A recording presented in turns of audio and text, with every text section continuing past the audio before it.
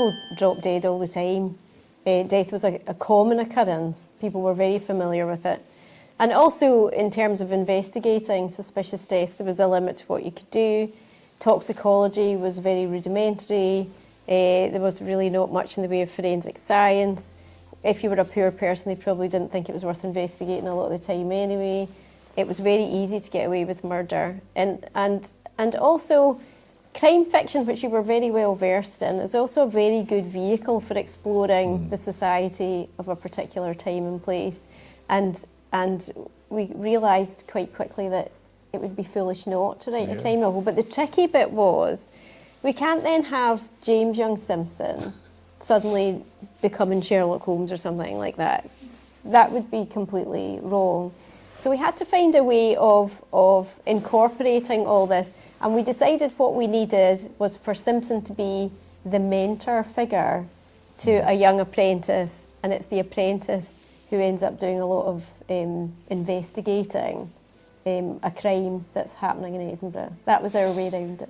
Yeah, I mean, just briefly to come back to the sort of CSI Edinburgh 1847, there was so little in the way of that even death certification didn't exist at the time. You know, there was no formal process for that, which meant, again, you could get away with murder very easily. You know, a doctor would turn up to an address and often wouldn't even examine the body. Sometimes they didn't like the look of the building. You know, just someone said, "That's Alec did." You know, oh, what would they say? Just it's the drink. It's the probably. drink, or it was his heart, something like that. But and one of the things I remember reading was the detective James McCleavey, who wrote at length about.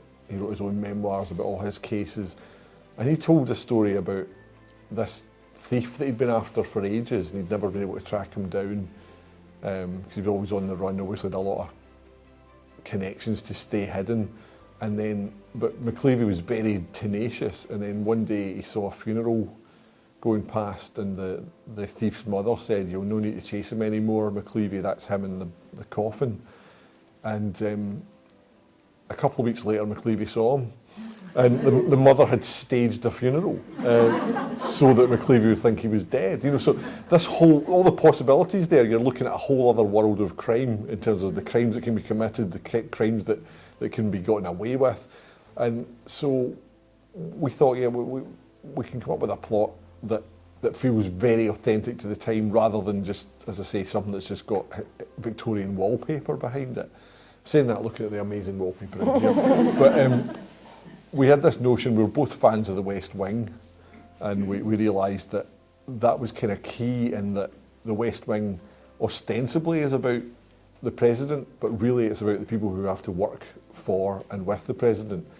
They have to work with this brilliant but confounding man, and we thought, well, that's kind of what it's about. You've got an apprentice to Simpson, this brilliant but confounding man, and you don't make him the protagonist, you don't make Simpson the protagonist, you make him the heart of the story in a way.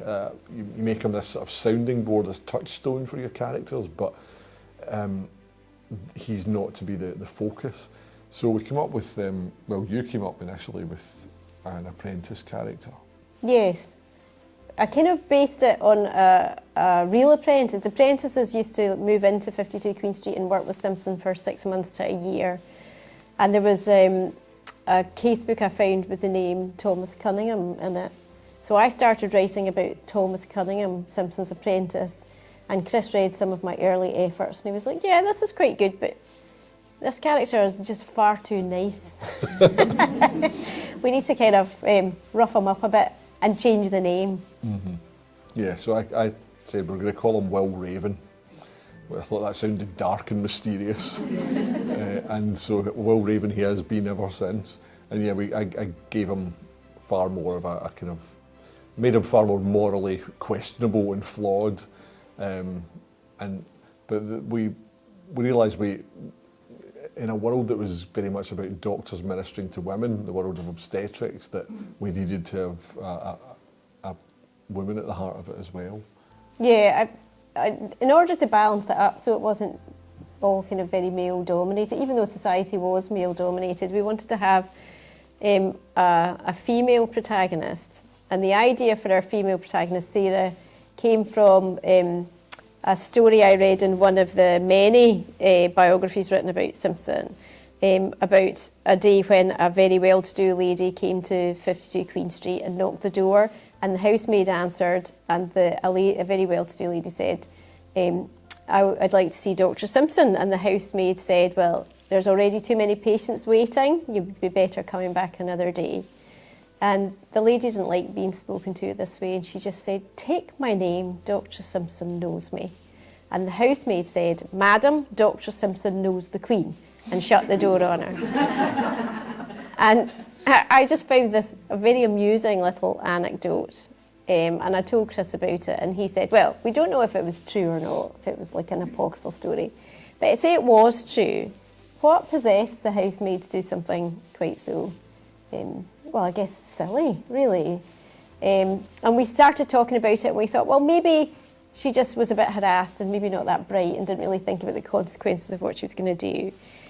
Or on the other hand, maybe she was an above average intelligence young woman who was a bit frustrated with the limits placed upon her, the fact that she had to work as a housemaid and had limited opportunities for education. Maybe she got fed up being spoken to by women who she didn't consider her superior. So we kind of went with the second one. And Sarah kind of came out of this. And partly this was also because I realised that I went to medical school in Glasgow in the 1980s, the mid-1980s. We didn't have to pay fees at the time. I was from a very ordinary background. I went to comprehensive school.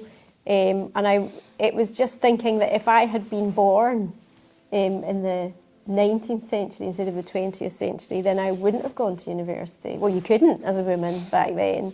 I certainly wouldn't have been able to study medicine, and I would probably, given my family background, have been a housemaid. Mm-hmm. And I think that really stuck with me, the fact that there would be whole swathes of women, middle class, upper class, working class women, of considerable intelligence, whose contribution to society was missed because they weren't allowed to. That's kind of where all that came from. So Sarah's been an interesting character to work with. And I'm very glad that we decided to put her in it. Mm. Yeah, so we took these two characters and then we did come up with a murder mystery, but we put medicine and the social history of Edinburgh at the same at the heart and soul of it. But you're never really sure when you're writing something like that. We found it fascinating, but you don't know whether anybody else will. But we did, eventually we got the first draft of it ready and written, polished it up and then sent it out, and it turned out a lot of people were interested in this. So we've written now 5 of these novels, but with the first one, and then keeping all the way through, we've sort of taken our inspiration from fairly contemporary crimes that were real crimes, because I think for a couple of reasons, Marissa always goes and finds real historical crimes that we can use that are relevant to the theme, but also she wants the alibi. All down the years she would hear people come up to me and say, how did you come up with this horrific idea? What goes on in your head? And she wanted to be able to say, oh no, this really happened, I just read about it. But also it means that you can be sure that the way that crime was investigated that was authentic to the time. So we've always drawn on real historical crimes, and some of them jaw-droppingly horrific in ways that you just can't countenance now.